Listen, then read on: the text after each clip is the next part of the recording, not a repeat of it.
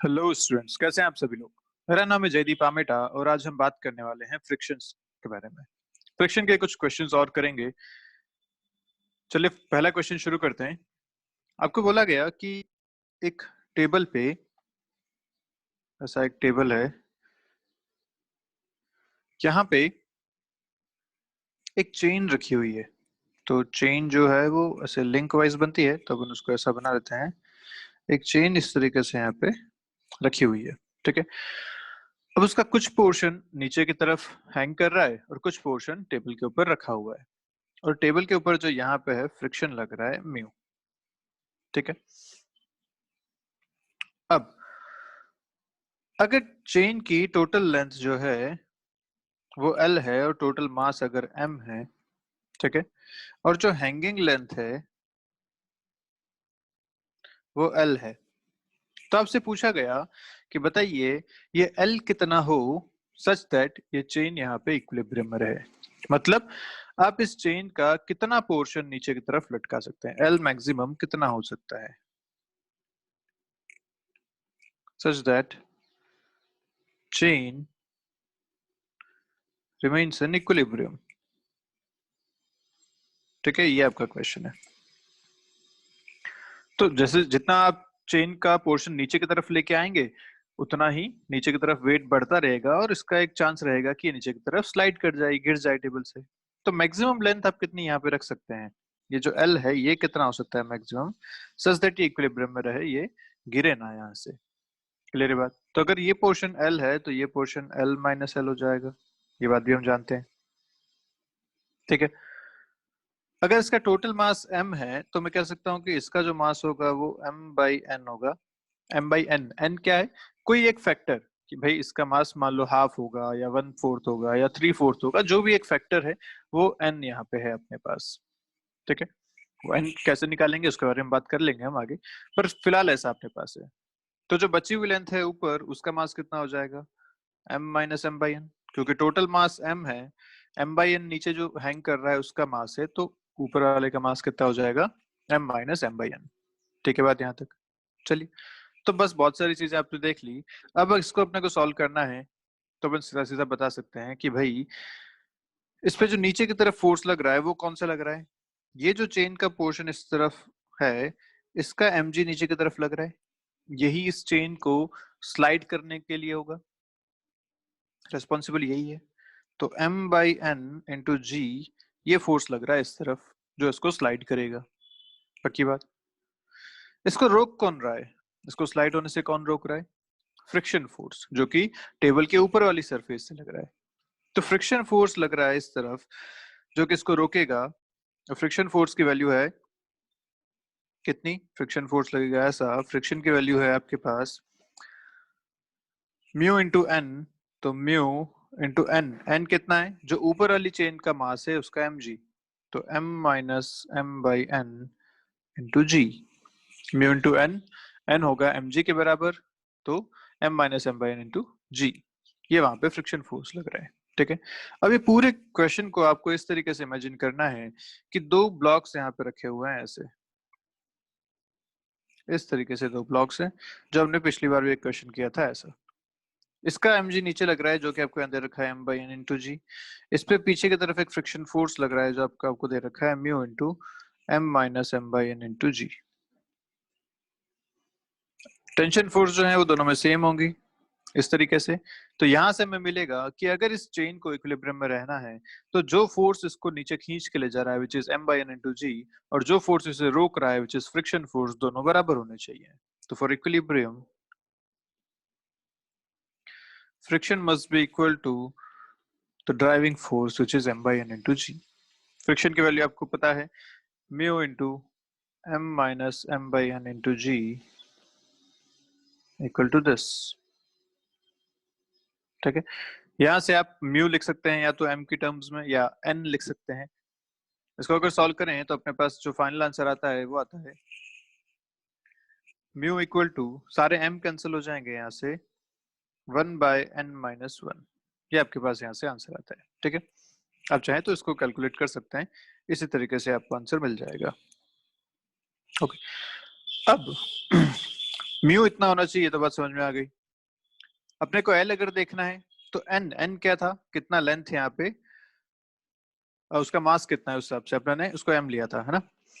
तो अगर total length का मास एम था और एल लेंथ का मास आपने लिखा एम बाई एन, तो अपन यहां से बोल सकते हैं कि this N is nothing but L by L. This N is nothing but L by L, क्योंकि चेन जो है वो यूनिफॉर्म लेंथ की यूनिफॉर्म मास डिस्ट्रीब्यूशन का ऑब्जेक्ट होता है। उसका एक कोई भी पोर्शन उठाएंगे तो उसी पोर्शन का, उसी लेंथ का अगर सेम पोर्शन कहीं और देखेंगे चेन में तो मास सेम मिलेगा, है ना।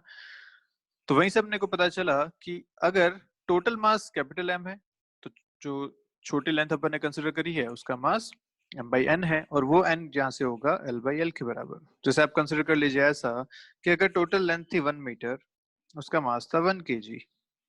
तो आपसे पूछा गया कि बताइए 0.75 मीटर का मास कितना होगा, तो आप सीधा सीधा लिखेंगे यहाँ से होगा 0.75 kg। ऐसा क्यों? क्योंकि यूनिफॉर्म डिस्ट्रीब्यूशन है, जितनी लेंथ उतना मास, ऐसा ही इसमें रेशो चलता है। तो यहाँ से आप देख पा रहे हैं आपने एन क्या लिखा भाई, आपने मास को क्या लिखा 1/n के बराबर, तो आपने एन क्या लिख लिया यहाँ से 4/3, ऐसा लिखा। और ये अपन यहाँ लिखा देखो लेंथ, तो यहाँ से अगर मैं लेंथ को लिखता हूँ 1 मीटर, 0.75 मीटर ऐसा लिखूंगा तो ये वही आपको मिलेगा 4/3। ठीक है, तो एन आपको मिला एल बाई एल के बराबर। यहाँ से आप इसको एन रखेंगे ये वैल्यू, और एल की वैल्यू कंसिडर यहाँ से आप कर सकते हैं, एल की वैल्यू यहाँ से आप कैलकुलेट कर सकते हैं। या अगर इसका रेशियो ही अपने को देखना है तो मैं इस म्यू इक्वल टू 1/n-1 को ऐसा भी लिख सकता हूँ, म्यू इक्वल टू 1/n की जगह में डाल दिया l/l-1। यहाँ से आप जब l/l कंसिडर करते हैं तो आपको मिलता है l/l इक्वल टू μ/μ+1। तो जो रेशियो या जो प्रपोर्शन आप चेन का वहां पे हैंग कर सकते हैं उसकी वैल्यू आती है μ/μ+1 के बराबर। इतना आप प्रपोर्शन आप हैंग कर सकते हैं। तो अगर आपको दिया गया कि किसी चेन के लिए किसी टेबल पे जब रखा गया है उसका म्यू वहां पे सरफेस का दे रखा है लेट्स से 0.5, तो आपको पूछा गया कि आप उस चेन का कितना प्रपोर्शन नीचे हैंग कर सकते हैं सच दैट वो इक्विलिब्रियम में रहे। तो आप बस म्यू की जगह रखिए ये, आप आंसर देंगे l/l equal to 0.5 by 0.5 plus 1 is 1.5, answer is 1/3। तो यहाँ से आपको मिला देखिए l की वैल्यू l/3, मतलब आप टोटल लेंथ का 1/3 पोर्शन वहां पे हैंग कर सकते हैं उस चेन को इक्विलिब्रियम में रखते हुए। क्लियर है? तो आप ये फॉर्मूला भी ध्यान रख सकते हैं। This is another direct use formula जो चेन लेंथ के जो प्रॉब्लम्स आते हैं उसमें यूज किया जा सकता है। क्लियर है बात? चलिए नेक्स्ट क्वेश्चन आपसे बोला गया, जेईई मेन 2014 का क्वेश्चन है ये। आपसे बोला गया क्वेश्चन में a block of mass m, देखिए क्वेश्चन आपके सामने है, कह रहा है कि एक ब्लॉक है मास m का, वो प्लेस्ड है रफ सरफेस पे with a vertical cross section of this. अभी वर्टिकल क्रॉस सेक्शन का मतलब क्या है कि उसकी जो हाइट है वो लेंथ के साथ इस तरीके से वेरी कर रही है। y हाइट की बात हो गई, x लेंथ की बात हो गई। तो अपन ऐसा बना सकते हैं कि उसका जो क्रॉस सेक्शन है वो x³/6 पे कुछ चल रहा है, मतलब ऐसा उसका एक पोर्शन है, इस तरीके से उसकी हाइट जो है वो वेरी कर रही है। ऐसा एक सेक्शन यहाँ पे बना रखा है, ठीक है। If the coefficient of friction is 0.5, दे रखा है इसके लिए म्यू इक्वल टू 0.5, ठीक है। Then find the maximum height above the ground at which the block can be placed without slipping। ये आपसे पूछा गया कितनी हाइट तक आप इस ब्लॉक को रख सकते हैं सच दैट ये स्लिप ना करे, स्लिप ना करे, ऐसा हिसाब अपने को पूछा गया, ठीक है। तो कैसे सॉल्व करेंगे इसको? देखिए इसका स्लोप लगातार चेंज होता जा रहा है, तो जैसे जैसे स्लोप इंक्रीज होता है वैसे वैसे हमें पता है कि इसके गिरने की टेंडेंसी बढ़ती रहती है। इसको हमने एंगल ऑफ रिपोज में पढ़ा था, और वही बात हमें यहाँ यूज करनी है कि वो थीटा जिस टाइम में गिर जाए वो हम अगर कैलकुलेट कर लें तो बाकी सारी चीजें भी हम यहाँ से देख सकते हैं। तो tan थीटा कितना आता था? tan थीटा म्यू के बराबर आता था एंगल ऑफ रिपोज में, ये बात हमें पता है, ठीक है। दूसरी बात हमें ये भी पता है कि tan theta is also equal to slope, और स्लोप जो है वो dy बाय dx से भी दिया जाता है। अब यहाँ पे आपको y और x के इक्वेशन पता है, यहाँ से आप स्लोप निकाल के उसको म्यू के इक्वल कर सकते हैं, बस आपका इक्वेशन सॉल्व हो जाएगा। तो चलिए स्लोप निकालते हैं। इक्वेशन जो आपको दे रखी है वो दे रखी है y equal to X cube by 6। इसको अगर डिफरेंशिएट करें तो dy by dx equal to X cube का differentiation 3x square by 6 which is x square by 2। ये आपको मिल गया स्लोप, और स्लोप को रखना है म्यू के बराबर विच इज 0.5। तो X square by 2 equal to 0.5 is half. यहाँ से आपको मिलता है एक्स स्क्वायर इक्वल टू 1 या फिर x equal two plus minus 1। ये आपको वैल्यू मिली एक्स की। पर आपको पूछा गया था वर्टिकल हाइट अबव ग्राउंड, मतलब आपको वाई पूछा गया है बेसिकली। तो ठीक है, कोई दिक्कत नहीं, इस इक्वेशन में अपन एक्स की वैल्यू रख देते हैं। तो वाई आपको मिलेगा, एक्स की जगह अगर प्लस 1 रखता हूं तो ये मिलता है 1/6, और एक्स की जगह अगर माइनस 1 रखता हूं तो ये मिलता है -1/6। तो कोई दिक्कत नहीं, अपने को हाइट पूछा गया अबव द ग्राउंड, तो अपने को पॉजिटिव वाला आंसर ले लेना चाहिए। ये आपका आंसर आ गया 1/6, मतलब ये आपकी हाइट है 1/6 मीटर्स अबव द ग्राउंड, जहां पे वो ब्लॉक स्लिप होना शुरू कर देगा। This height is 1/6 metres. इससे और अगर ऊपर लेके गए आप इसे, तो ये ब्लॉक ऊपर स्लिप होगा, ये इक्विलिब्रियम में नहीं रह पाएगा। क्लियर है बात? तो इस टाइप के क्वेश्चन भी आपसे पूछे जा सकते हैं जब स्लोप जो है वो कांस्टेंट नहीं है, स्लोप हर जगह वेरी कर रहा है, लेकिन इक्वेशन दे रखी है और इस इक्वेशन को हमें बस डिफरेंशिएट करके स्लोप निकालना है, और एंगल ऑफ रिपोज वाला कॉन्सेप्ट यूज करना है, tan theta equal to mu. ठीक है बात? चलिए आगे बढ़ते हैं। या तो हम देख ही चुके हैं कि इंक्लाइन प्लेन पे किस तरीके के क्वेश्चन बन सकते हैं। जैसे अगर एक स्मूथ इंक्लाइन प्लेन है, ठीक है, और यहाँ आपने ऊपर से इस बॉडी को रिलीज किया, स्लाइड डाउन कर रही है बॉडी यहाँ पे, ठीक है, this is smooth incline plane. जब स्मूथ है तो इस पे सिर्फ एक ही फोर्स इस डायरेक्शन में लग रहा है which is mg sin theta. इस पे कोई फ्रिक्शन फोर्स नहीं लग रहा। अगर ये एंगल थीटा है तो mg sin थीटा इस पे लगता है। बार बार अपन इस बात में हम बात नहीं कर सकते, फिर एक बार बता देता हूँ बस। इधर लगता है mg, इस तरफ लगता है mg cos थीटा, और इस तरफ लगता है इसका नॉर्मल फोर्स। यही सारे कंपोनेंट्स होते हैं हमारे पास।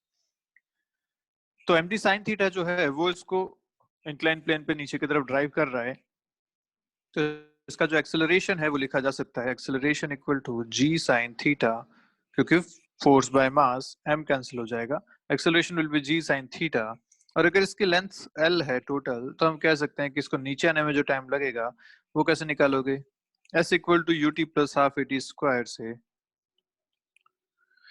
s इज लेंथ के बराबर, u 0 है क्योंकि इसको रिलीज किया गया है यहाँ से, plus half g sine theta acceleration हो गया इनटू टी स्क्वायर। यहाँ से आपको t मिलेगा √2l/g साइन थीटा। कोई दिक्कत वाली बात नहीं।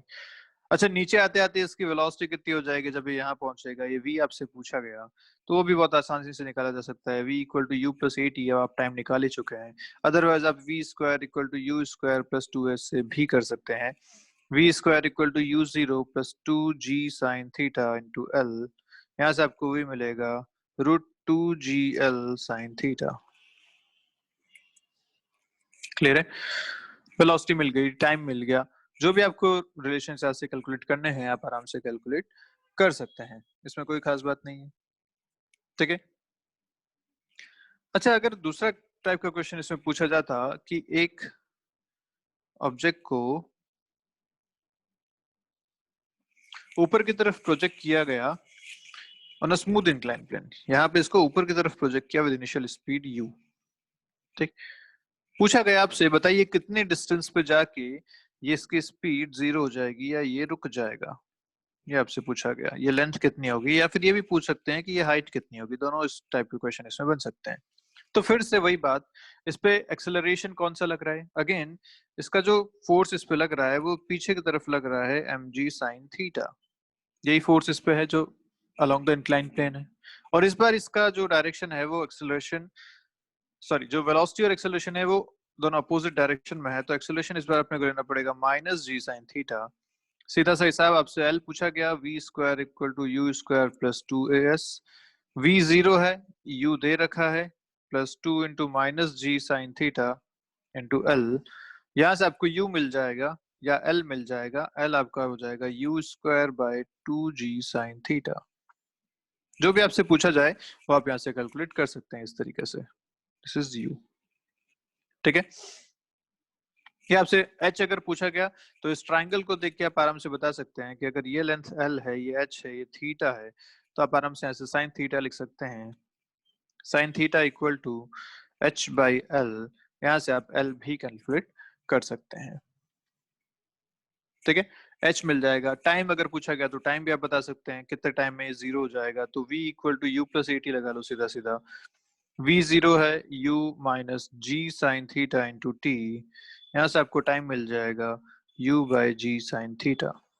तो ये सारे क्वेश्चन तो आप कर सकते हैं आराम से। अब अगर यही इंक्लाइन प्लेन स्मूथ ना होके रफ इंक्लाइन प्लेन होता तो कैसा होता? अभी तक तो अपन स्मूथ की बात कर रहे थे, तो कोई फ्रिक्शन की बात यहाँ नहीं हुई। अब बात करते हैं रफ इंक्लाइन प्लेन की। तो रफ इंक्लाइन प्लेन पे अगर एक बॉडी ऊपर से नीचे की तरफ शुरू होती है,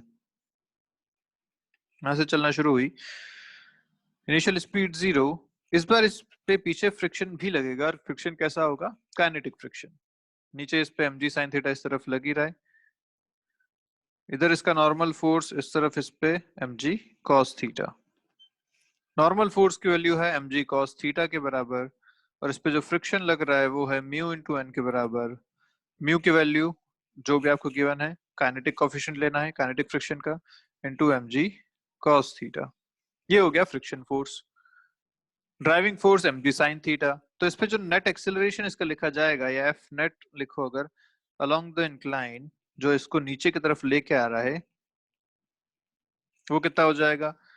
mg sin theta minus mu mg cos theta.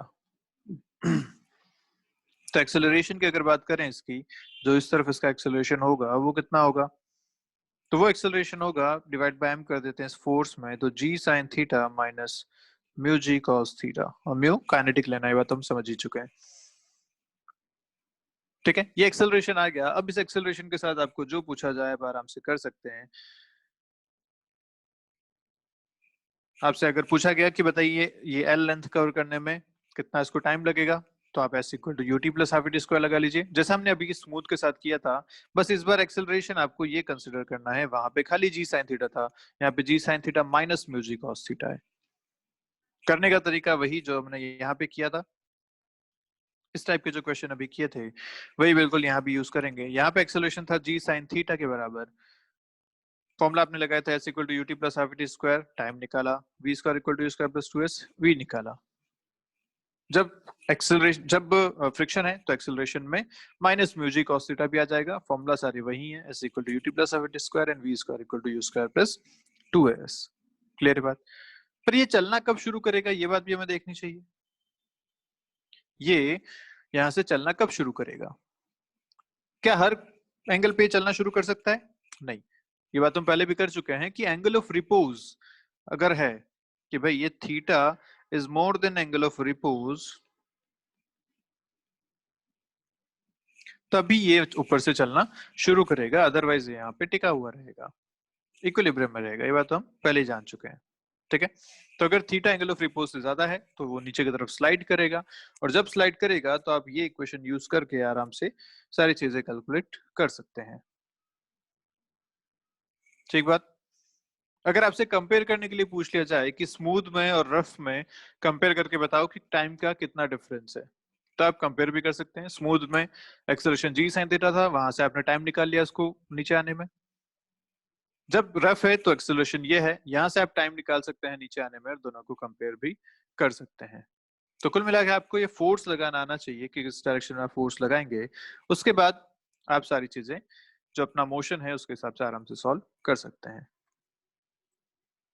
ठीक है बात? चलिए, अब इसी का उल्टा अगर देखें कि एक ऑब्जेक्ट को रफ इंक्लाइन प्लेन पे ऊपर की तरफ प्रोजेक्ट किया गया, ऐसा with in initial speed u। ठीक है, अब आपसे बोला गया वही सारे क्वेश्चन कि बताइए कितनी लेंथ ये कवर करेगा, कितनी देर बाद इसकी स्पीड 0 हो जाएगी, वही सारे क्वेश्चन जो अभी हमने पहले किए थे। तो यहाँ आके ये रेस्ट पे आ गया, इसकी स्पीड 0 हो गई। तो हम कह सकते हैं कि भाई इस बार इस पे जो फोर्सेस लग रहे हैं वो कौन कौन से लग रहे हैं। mg sin थीटा तो अभी भी इधर ही है। फ्रिक्शन किधर लगेगा? फ्रिक्शन भी इसी तरफ लगेगा। क्यों? क्योंकि ये फ्रिक्शन हमेशा मोशन को अपोज करता है। ये जाना चाह रहा है ऊपर की तरफ, तो फ्रिक्शन लगेगा पीछे नीचे की तरफ। ठीक है बात? तो फ्रिक्शन भी इसको अपोज कर रहा है, और फ्रिक्शन की वैल्यू होती है यहाँ पे म्यू के mg cos थीटा, क्योंकि नॉर्मल जो है वो mg cos थीटा के बराबर है। Mu into N is friction, तो mu mg cos theta is the friction force. Clear है बात? तो इस बार इसका जो आप नेट फोर्स लिखेंगे वो आपका हो जाएगा mg sin theta plus mu mg cos theta. तो डाउन द इंक्लाइन और अप द इंक्लाइन में ये डिफरेंस है, वहां पे फोर्स में एक नेगेटिव साइन आ रहा था, यहाँ पे दोनों ऐड हो रहे हैं, वहां पे सब्ट्रैक्ट होते थे। तो एक्सेलरेशन जो इसका लिखा जाएगा इस बार, वो लिखा जाएगा g sin theta plus mu G cos थीटा। This will be the acceleration, और इस एक्सेलरेशन की वैल्यू ऑब्वियसली नेगेटिव रहेगी क्योंकि एक्सेलरेशन पीछे की तरफ है। ये पूरा का पूरा नेगेटिव आएगा एक्सेलरेशन। आप इसे लिख सकते हैं ऐसा, माइनस ऑफ दिस। ठीक है? हमने जब लास्ट किया था तो उसमें आपने एक्सेलरेशन को लिया था माइनस जी साइन थीटा, क्योंकि यहाँ पे कोई फ्रिक्शन नहीं था। अब जब फ्रिक्शन भी आ गया तो फ्रिक्शन भी पीछे की तरफ ही लग रहा है। Net acceleration will be minus of G sine theta plus mu G cos theta. अब फिर से वही सारी बातें हैं। अगर आपको लेंथ निकालनी है UT plus half T square लगाइए, या इससे तो नहीं आएगा क्योंकि टाइम नहीं है अपने पास। V square equal to U square plus 2s लगाइए। v 0 है, u गिवन है, minus 2 times g sin theta plus mu G cos theta into l। यहाँ से आपको l मिल जाएगा। आपसे अगर टाइम पूछा गया तो v equal to U plus A T लगाइए। अगर हाइट पूछी गई ये हाइट कितनी है, तो हमें पता है कि ये रिलेशन आप साइन थीटा से निकाल सकते हैं h बाई एल से। तो सारी चीजें करने का तरीका वही है, बस एक्सेलरेशन इस बार चेंज हो जाएगा। एक्सेलरेशन में इस बार फ्रिक्शन का भी इंक्लूजन आ जाएगा। ठीक है, पक्की बात? चलिए फिर आगे बढ़ते हैं, कुछ क्वेश्चंस देखते हैं। बोला गया आपसे, चलिए तो एक काफी अच्छा क्वेश्चन आप लोगों के सामने है, क्वेश्चन ध्यान से समझिएगा। बोला गया है कि दो ब्लॉक्स रखे हुए हैं, एक 4 kg का, एक 2 kg का। दोनों कांटेक्ट में हैं आपस में, इंक्लाइन प्लेन पे रखे गए हैं, इंक्लिनेशन 30 डिग्री दे रखा है। ठीक है, कोफिशिएंट ऑफ फ्रिक्शन जो है वो दोनों के लिए अलग अलग है। ये 4 kg ब्लॉक के लिए जो कोफिशिएंट ऑफ फ्रिक्शन है वो है 0.3, जबकि 2 kg के लिए जो है फ्रिक्शन कोफिशिएंट वो है 0.2। ठीक है बात? तो यहाँ 0.3, यहाँ पे 0.2 ऐसा गिवन है। पूछा गया आपसे find the contact force between the blocks. इन दोनों के बीच का जो कांटेक्ट फोर्स है, जो नॉर्मल रिएक्शन है, वो आपसे पूछी गई है, दोनों ब्लॉक के बीच वाली नॉर्मल रिएक्शन। ठीक है, अब इस टाइप के क्वेश्चन को करने का एक तरीका होता है कि पहले हमें ये देखना पड़ेगा कि भाई वो जो दोनों ऑब्जेक्ट्स हैं वो दोनों क्या स्लाइड कर रहे हैं नीचे की तरफ, या वहीं टिके हुए हैं। अगर स्लाइड कर रहे हैं तो क्या दोनों का एक्सेलरेशन सेम है, या दोनों अलग अलग एक्सेलरेशन से चल रहे हैं। अच्छा, अलग अलग से चल रहे हैं तो पीछे वाला तेज है या आगे वाला तेज है, ये सारी चीजें हमें यहाँ पे देखनी पड़ती हैं। तो चलिए अपन सबसे पहले 4 kg ब्लॉक के लिए देखते हैं। तो अभी हमने बात करी थी कि कोई ऑब्जेक्ट अगर इस तरीके से रखा हुआ है तो उस पर नीचे की तरफ लगता है mg sin थीटा, ऊपर की तरफ लगता है म्यू mg cos थीटा। ठीक है, मैं इसको नाम देता हूँ μ1, जो यहाँ पे है दिस इज μ1, और जो यहाँ पे है दिस इज μ2, क्योंकि अलग अलग है दोनों के लिए, इसलिए ऐसा। ठीक है, और ये m1 इसको बोल देते हैं, ये भी m1 है। This block is m1, this block is m2, ऐसा अपन इसको नाम दे दिया। ठीक, तो इसका जो एक्सेलरेशन होगा a1, अगर मैं इसको बोलूं तो लिखूंगा g sin theta minus μ1 g cos theta, ये आएगा। अभी तक हम पढ़ चुके थे यही सारी बातें। सॉल्व इसको अगर करें तो 10 इंटू साइन 30 माइनस म्यू यहाँ के लिए आपको दे रखा है, देखिए कितना, 0.3 के बराबर। तो 0.3 इंटू 10 इंटू कॉस 30, इसको अगर सॉल्व करेंगे तो एक्सेलरेशन आपको यहाँ से मिलेगा 2.6 मीटर पर सेकंड स्क्वायर। ठीक है, ये एक्सेलरेशन आपको A1 मिला इस 4 kg ब्लॉक का, इस डायरेक्शन में। अगर A2 की बात करें तो इसका भी कुछ एक्सेलरेशन होगा M2 का, तो A2 कैसे निकाला जाएगा, सेम तरीका इसका भी है। इस बार हो जाएगा G sin theta minus mu two into G cos theta. ये A2 हो जाएगा। इस बार सॉल्व करेंगे, साइन 30 माइनस म्यू टू आपको दे रखा है 0.2 इंटू 10 इंटू कॉस 30 डिग्री। तो ये आप जब सॉल्व करेंगे तो आंसर आएगा 3.27 मीटर पर सेकंड स्क्वायर। अब ये थोड़ा सा गड़बड़ हो गया। देखो A2 जो पीछे वाला ब्लॉक है उसका एक्सेलरेशन ज्यादा है आगे वाले ब्लॉक से, तो क्या होगा भाई, शुरू में दोनों कांटेक्ट में रखे गए थे, अगर पीछे वाला ज्यादा तेज चलना चाहेगा तो क्या आगे वाला उसे रोकेगा नहीं? बिल्कुल रोकेगा भाई, दोनों कांटेक्ट में है, वो आगे कैसे निकल जाएगा? और अगर ऐसा है तो भाई पीछे वाला भी तो आगे वाले पे फोर्स लगाएगा कि भाई मुझे जल्दी है, तू भी जल्दी चल। इसका मतलब दोनों ये साथ में आगे बढ़ेंगे with some common acceleration a, जो हमें यहाँ पे कैलकुलेट करना है। ये बात क्लियर हुई? क्योंकि 2 kg का यानी पीछे वाले का एक्सेलरेशन ज्यादा है आगे वाले से, अगर दोनों इंडिविजुअली चलते तो। पर दोनों क्योंकि साथ में है तो ऐसा पॉसिबल नहीं है कि पीछे वाला ज्यादा एक्सेलरेशन से आगे बढ़ जाए और आगे वाला धीरे धीरे चलता रहे, क्योंकि एक के पीछे एक रखे गए हैं।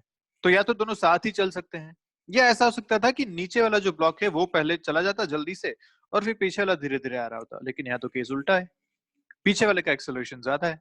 तो इसका मतलब ये कि ये दोनों साथ में चलेंगे कॉमन एक्सेलरेशन से। वो कॉमन एक्सेलरेशन हमें यहाँ पे कैलकुलेट करना है। तो वो कैलकुलेट करना भी आसान सी बात है, कैसे करेंगे? तो कॉमन एक्सेलरेशन के लिए हम क्या मानते हैं कि ये जो दोनों ब्लॉक्स रखे हुए हैं क्योंकि साथ में चल रहे हैं, तो मैं इन दोनों को एक ब्लॉक कंसीडर कर लेता हूं 4+2 का। ठीक है, अब इस पे जो नीचे की तरफ फोर्स लग रहा है वो लग रहा है m1 प्लस m2 जो total mass into G sine theta, mg sine theta जो नीचे लगता है। और फ्रिक्शन इस तरफ लग रहा है F1 प्लस F2, क्योंकि दोनों का फ्रिक्शन अलग अलग है इसलिए मेरे को अलग अलग कंसिडर यहाँ पे करना पड़ेगा। F1 प्लस F2, दोनों ब्लॉक्स का फ्रिक्शन पीछे लग रहा है, दोनों ब्लॉक्स का जी साइन थीटा इधर लग रहा है, तो एक्सेलरेशन होगा इस डायरेक्शन में। और ये हम बता सकते हैं फ्रिक्शन जो लग रहा है वो कितना कितना लग रहा है, तो μ1 m1g cos theta plus μ2 m2g cos theta. क्योंकि दोनों का म्यू अलग अलग था इसलिए हमें ये कंसिडर करना पड़ा अलग अलग फ्रिक्शन के साथ। अब आप इसका एक्सेलरेशन आराम से लिख सकते हैं। एक्सेलरेशन विल बी, क्या हो जाएगा, इसको मैं पूरा लिखता हूँ F equal to M A के हिसाब से ताकि आप आराम से समझ पाए।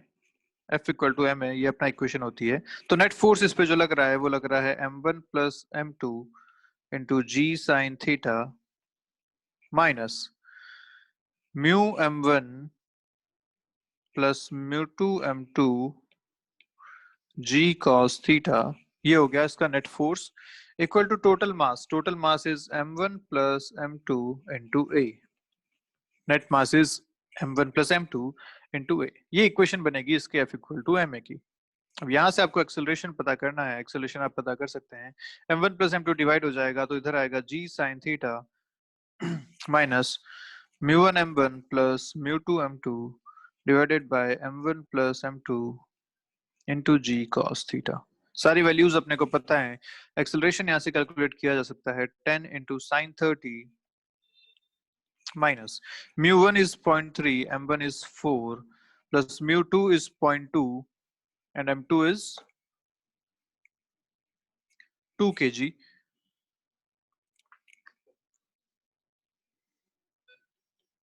divided by 4 plus 2 into 10 into cos theta cos 30 degree. सारी वैल्यूज अपने को पता है। यहाँ से आप जब एक्सेलरेशन कैलकुलेट करेंगे तो आपको वैल्यू मिलेगी 2.7 मीटर पर सेकंड स्क्वायर। ये आपको मिल गया दोनों ब्लॉक्स का एक्सेलरेशन जिसके साथ ये चल रहे हैं। This is the common acceleration. और आप ध्यान से देखिए ये जो कॉमन एक्सेलरेशन मिला है ये इन दोनों की रेंज के बीच का था। 2.7 आपको यहाँ मिला और देखिए यहाँ पे क्या था 2.6 और यहाँ था 3.2। 2.7 इन दोनों के बीच में है। इसका मतलब वही कि पीछे वाला थोड़ा सा जल्दी कर रहा था कि भाई तू मेरे साथ चल, जल्दी चल।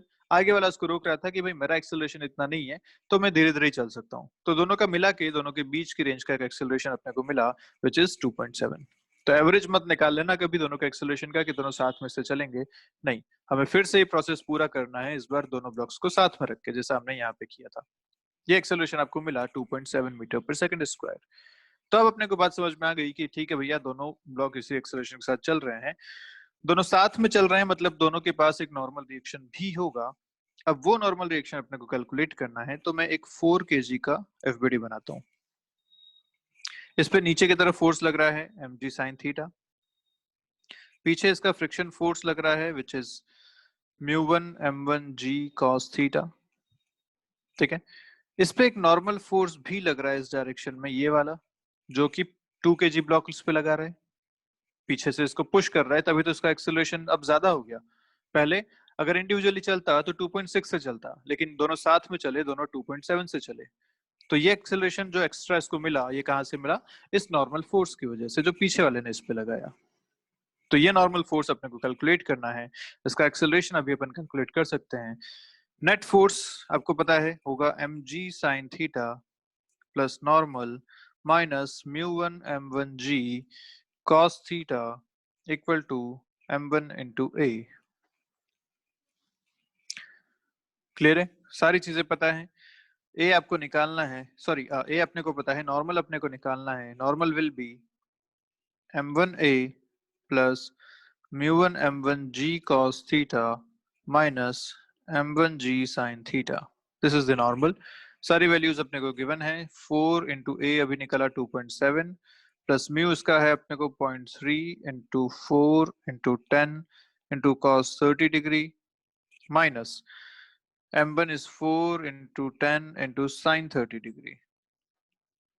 यहां से आप नॉर्मल जब कैलकुलेट करेंगे तो आपके पास फाइनल आंसर आएगा 1.2 न्यूटन्स। ठीक है, ये इन दोनों के बीच का नॉर्मल फोर्स आएगा। तो क्वेश्चन काफी अच्छा था ये। ध्यान रखिएगा कि जब भी इस तरीके के दो ब्लॉक साथ में कांटेक्ट में रखे हुए आएंगे इंक्लाइन प्लेन पे, तो हमें क्वेश्चन को अप्रोच कैसे करना है। क्वेश्चन हमें सबसे पहले ये देखना पड़ेगा कि अगर ये दोनों इंडिविजुअली चलते तो इनका एक्सेलरेशन कितना होता। वो हमने कैलकुलेट कर लिया a1 और a2 से। फिर हमने देखा कि क्या इंडिविजुअली अगर चलते तो एक्सेलरेशन किसका ज्यादा। अगर आगे वाले का ज्यादा है तब तो भाई यहाँ क्या होगा, जैसे आप इसे रिलीज करेंगे सिस्टम से, आगे वाला तुरंत नीचे भाग जाएगा, पीछे वाला धीरे धीरे चलता हुआ आएगा, मतलब दोनों का कांटेक्ट छूट जाएगा, दोनों आपस में कांटेक्ट में नहीं रहेंगे।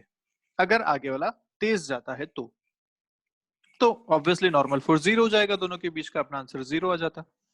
लेकिन अगर आगे वाला धीरे चल रहा है, पीछे वाला तेज जाना चाह रहा है, इसका मतलब पीछे वाला इसको धक्का देगा कि तू साथ में चल मेरे आगे। जब धक्का दे रहा है तो नॉर्मल फोर्स यहाँ पे आएगा, और वो नॉर्मल फोर्स हमें कैलकुलेट करना है। तो कैसे करेंगे? हमने इन दोनों का एक कॉमन एक्सेलरेशन निकाला पहले, इन दोनों ब्लॉक्स को साथ में मान के 4+2, ये जो हमने किया ये कॉमन एक्सेलरेशन निकाला। करने का तरीका बिल्कुल वही, नीचे इन दोनों का mg sin थीटा लग रहा है, पीछे दोनों का फ्रिक्शन फोर्स लग रहा है, कॉमन एक्सेलरेशन हमने कैलकुलेट किया F इक्वल टू एम से। मास इस बार टोटल मास लिया जाएगा, वो हमने यहाँ पे यूज किया। एक्सेलरेशन एक बार मिल गया, फिर आप किसी भी एक ऑब्जेक्ट का फ्री बॉडी डायग्राम बनाइए, चाहे 4 का बनाइए चाहे 2 का बनाइए, दोनों से सेम आंसर आता। तो 4 का जो हमने फ्री बॉडी डायग्राम बनाया उसमें हमने वो नॉर्मल फोर्स भी दिखाया जो हमें कैलकुलेट करना है, इसका mg sin थीटा, इसका फ्रिक्शन और एक्सेलरेशन अभी जो आपने कैलकुलेट किया। ये सारी चीजें यूज करके आप आराम से यहाँ पे इनके बीच का नॉर्मल फोर्स कैलकुलेट कर सकते हैं। ठीक है बात? ओके, अब आपसे नेक्स्ट क्वेश्चन ये पूछा गया कि एक ऑब्जेक्ट को या एक ब्लॉक को ग्राउंड पे पुश करना आसान है या पुल करना आसान है, ये आपसे पूछा गया। पुश और पुल आसान कौन सा है? ठीक है, जैसे एक ऑब्जेक्ट यहाँ पे रखा हुआ है, इस ऑब्जेक्ट को आपको स्लाइड करना है और रफ सरफेस है ऑब्वियसली, तो म्यू यहाँ पे फ्रिक्शन कोएफिशिएंट म्यू के, इस ऑब्जेक्ट को आपको पुश या पुल करना है आगे की तरफ। तो आसान क्या है? और पुश या पुल एक इंक्लाइन तरीके से करना है। जैसे आप अगर फोर्स ऐसा लगा रहे हैं तो आप पुश करेंगे इसको इस तरीके से, let's say this force is F, तो इसका एक कंपोनेंट आएगा हॉरिजॉन्टल में, एक कंपोनेंट आएगा वर्टिकल में, और दूसरा आप इसको अगर पुल करते हैं तब भी आप इसको एक इंक्लाइन तरीके से पुल कर रहे हैं इस डायरेक्शन में ऐसे। तो आसान कौन सा है ये आपसे पूछा गया। इसका मास m दे रखा है, वही सेम है। ठीक, तो बताइए कैसे किया जाए।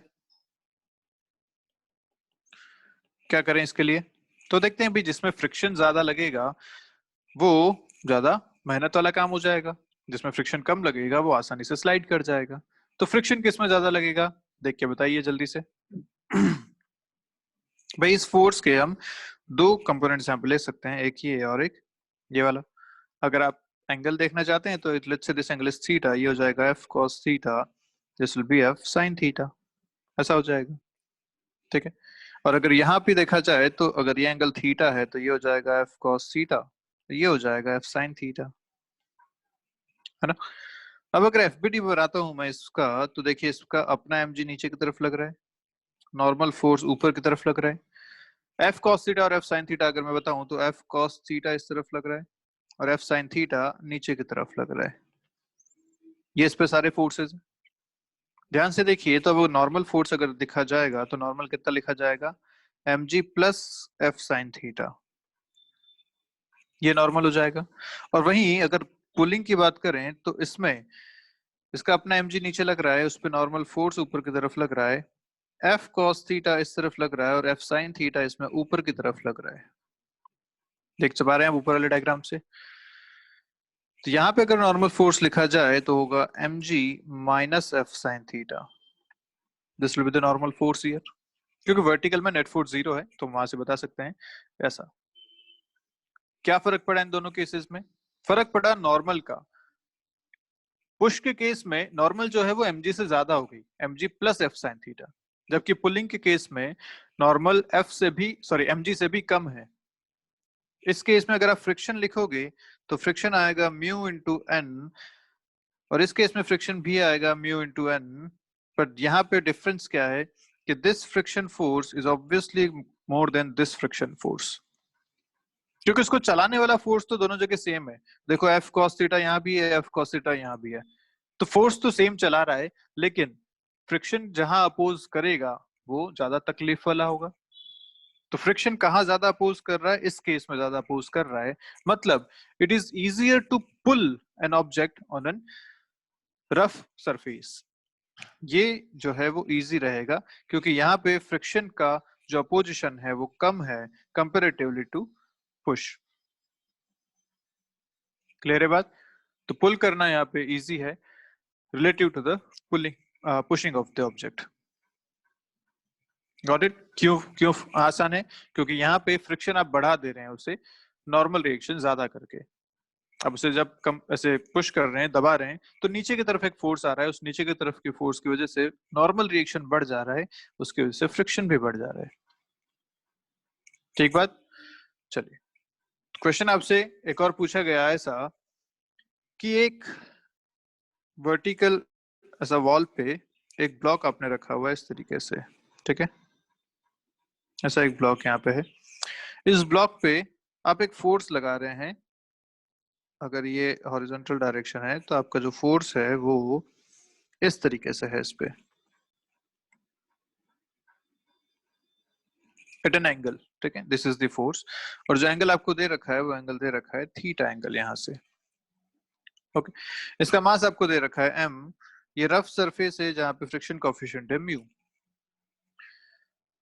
तो क्वेश्चन पढ़ लेता हूं। ब्लॉक ऑफ मास m के जी इज पुश्ड अप f से पुश भी हो रहा है और ऊपर की तरफ भी, क्योंकि इसके दो कंपोनेंट आएंगे, एक ऊपर एक पुश दीवार की तरफ। तो pushed up against a wall by a force F that makes an angle theta with the horizontal, जैसा कि डायग्राम में दिखा रखा है। The coefficient of static friction between the block and the wall is mu. Find the minimum value of F that allows the block to remain stationary.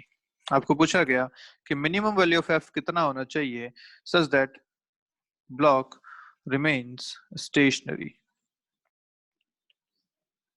ये आपका question है, ठीक है। तो चलिए देखते हैं। अब स्टेशनरी, इसको कौन ड्राइव कर सकता है? अगर फ्रिक्शन नहीं होता तो किस तरफ मूव करता? अगर फ्रिक्शन नहीं होता तो नीचे इस पे mg अपना लग रहा है, इस mg की वजह से नीचे की तरफ स्लाइड करने की कोशिश करता। इस पे नॉर्मल रिएक्शन किधर लगेगा? नॉर्मल रखता है सरफेस के परपेंडिकुलर, इधर लगेगा नॉर्मल फोर्स। इस f के दो कंपोनेंट्स, एक ये हो गया f cos थीटा, एक इस तरफ हो गया f sin थीटा। और फ्रिक्शन इस पे लगेगा ऊपर की तरफ, क्योंकि mg से इसको गिरने से रोकना है, तो फ्रिक्शन लगेगा ऊपर की तरफ। अब ये सारे आपके पास फोर्सेस आ गए हैं, आपको बस सॉल्व करना है। अगर हॉरिजॉन्टल डायरेक्शन देखें तो हॉरिजॉन्टल डायरेक्शन में इसका नेट फोर्स 0 होना चाहिए, which is n equal to F cos theta, और कोई फोर्स नहीं है इसमें, तो आपको नॉर्मल रिएक्शन मिल गया एफ कॉस थीटा के बराबर। अगर वर्टिकल डायरेक्शन में देखें तो यहाँ भी नेट फोर्स 0 होना चाहिए, क्योंकि ये ब्लॉक रिमेन्स स्टेशनरी, स्टेशनरी मतलब नेट फोर्स 0। तो वर्टिकल डायरेक्शन में देखो, ऊपर की तरफ लग रहा है friction force plus F sine theta, नीचे लग रहा है mg, नेट फोर्स 0। फ्रिक्शन की वैल्यू होती है म्यू इंटू एन के बराबर, तो म्यू इंटू एन आपको पता है एफ कॉस थीटा है, plus F sine theta equal to mg। तो यहाँ से आप f पूछा गया था आपको, आप आराम से बता सकते हैं, it will be mg by sine theta plus mu cos theta. This will be the value of f, जिससे कि ये यहाँ पे स्टेशनरी रह पाएगा। ठीक है बात, पक्की बात। चलिए, तो चलिए आज का कुछ वीडियो यहीं खत्म करते हैं, मिलते हैं नेक्स्ट वीडियो में कुछ और क्वेश्चंस के साथ, और बात करेंगे बैंकिंग ऑफ रोड के बारे में भी, खत्म करेंगे उसके बाद अपना एनएलएम का टॉपिक, मैक्स 1 या 2 लेक्चर्स और। चलिए, तो तब तक के लिए पढ़ते रहिए, कोई डाउट है तो पूछिएगा। Bye bye.